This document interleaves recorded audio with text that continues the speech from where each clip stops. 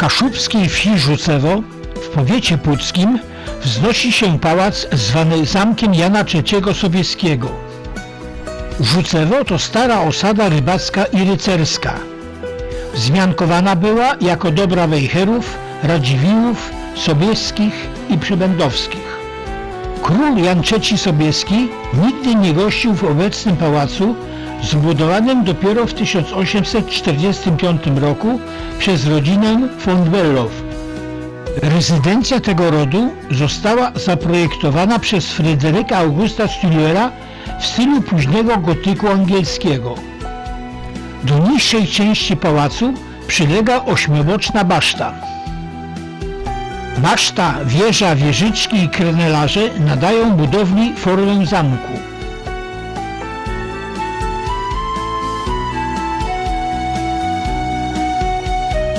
Za tylną fasadą znajduje się wspaniale ukwiecony ogród.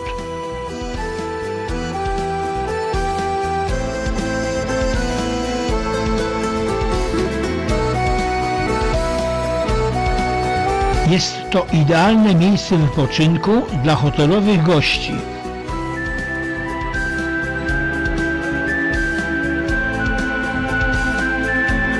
Przy ogrodzie znajduje się domek myśliwski. Domek myśliwski połączony jest z pałacem pergolą z murem od strony ogrodu.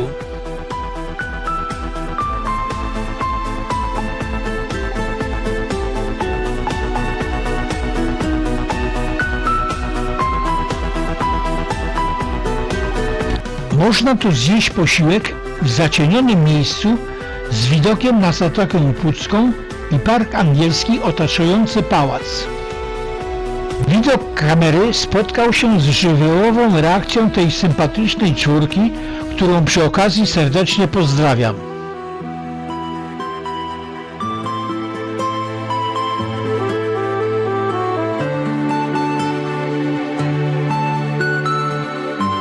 Do dyspozycji konsumentów są również liczne stoły i ławki na trawnikach.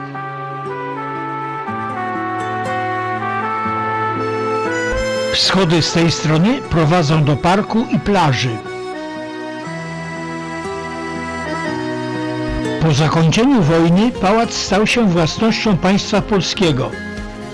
Utworzono w nim technikum hodowli roślin i nasiennictwa oraz zasadniczą szkołę zawodową.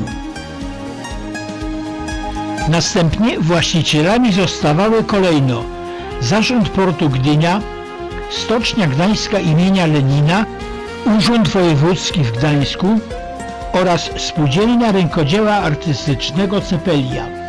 Od 1994 roku jest własnością prywatną, przeszedł gruntowną renowację i stał się obiektem hotelowym. Jak widać z tej tablicy, zamek Jan III Sobieski został wyróżniony za najwyższą jakość w obsłudze gościa. Zamek dysponuje miejscami noclegowymi na około 50 osób w pokojach jedno- i dwuosobowych oraz apartamentach. Działa tu również kawiarnia i restauracja. Wnętrza pałacu budzą zachwyt bogactwem zdobień i detali. Elegancji nadają im meble i żyrandole stylizowane na epokę. Zamek można zwiedzać, więc zanim zamówię deser lodowy, pokażę to, co jest udostępnione do zwiedzania.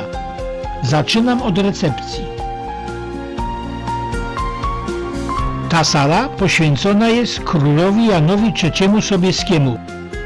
Na ścianie wiszą portrety króla i jego żony, królowej Marysieńki.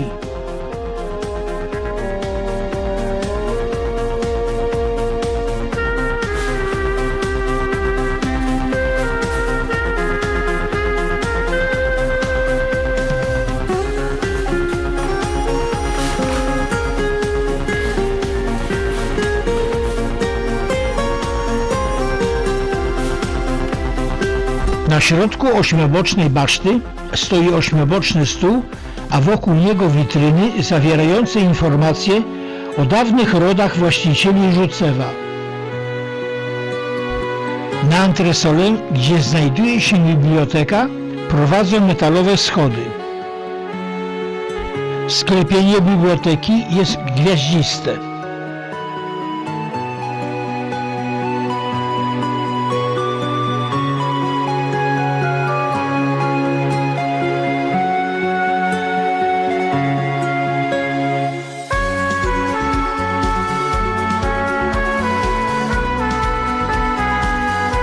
Biblioteka może pomieścić maksymalnie 18 osób.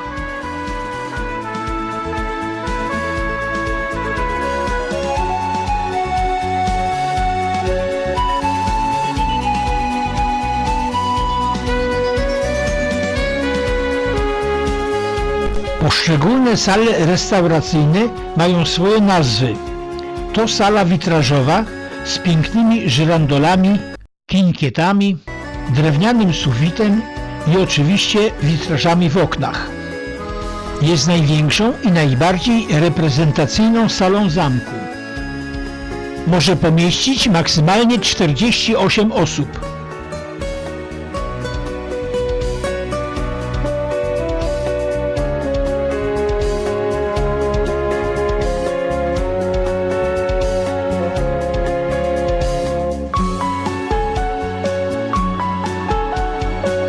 To kawiarnia z bufetem.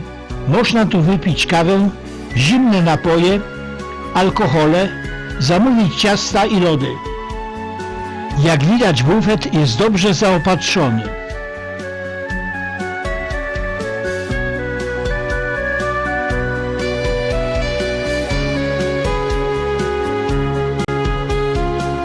Kameralna sala złota na 10-12 osób. Za oknem wody Zatoki Puckiej. Sala granatowa na 10 osób z widokiem na domek myśliwski, park i morze. Podobno sprzyja zakochanym.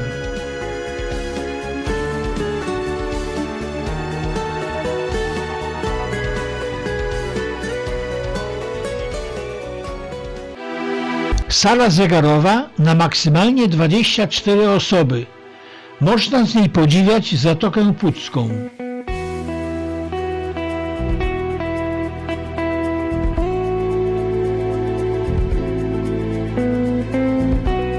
Na rozległym trawniku ustawiono altanę z grillem.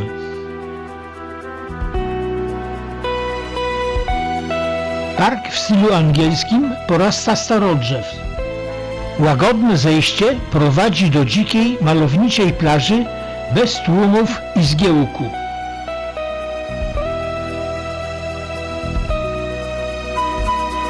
Jest miejsce na ognisko, przy którym można upiec kiełbasę.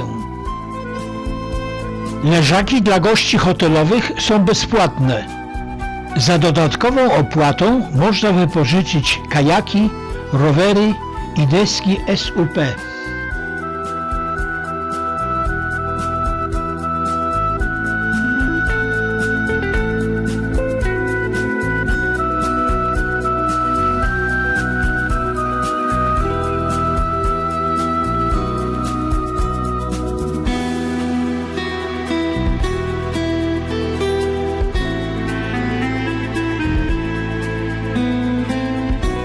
Tablica przypomina, że pałac i park leżą na terenie obszaru objętego ochroną przyrody Natura 2000.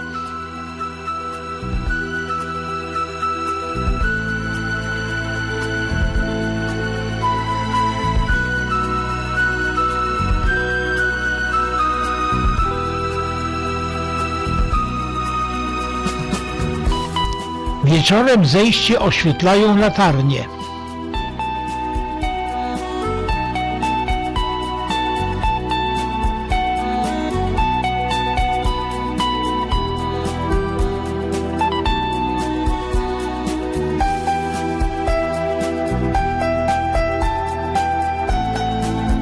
Dla uczestników wesel i większych uroczystości przygotowano pawilon na ponad 100 osób. A to jeszcze jedna atrakcja tego miejsca. Stadnina i możliwość nauki jazdy konnej dla dzieci oraz osób doskonalących swoje umiejętności jeździeckie.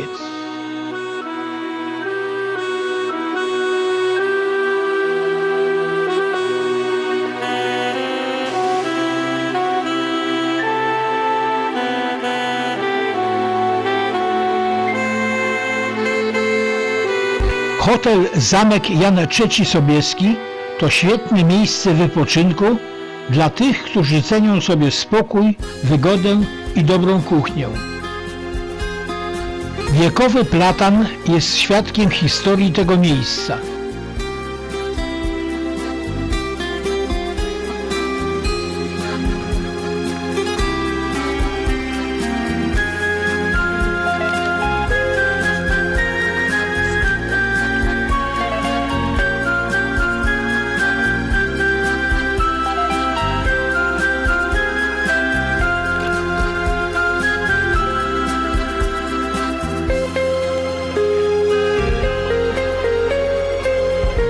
Idąc w kierunku parkingu, jeszcze raz kieruję kamerę na ten piękny zespół pałacowo-parkowy.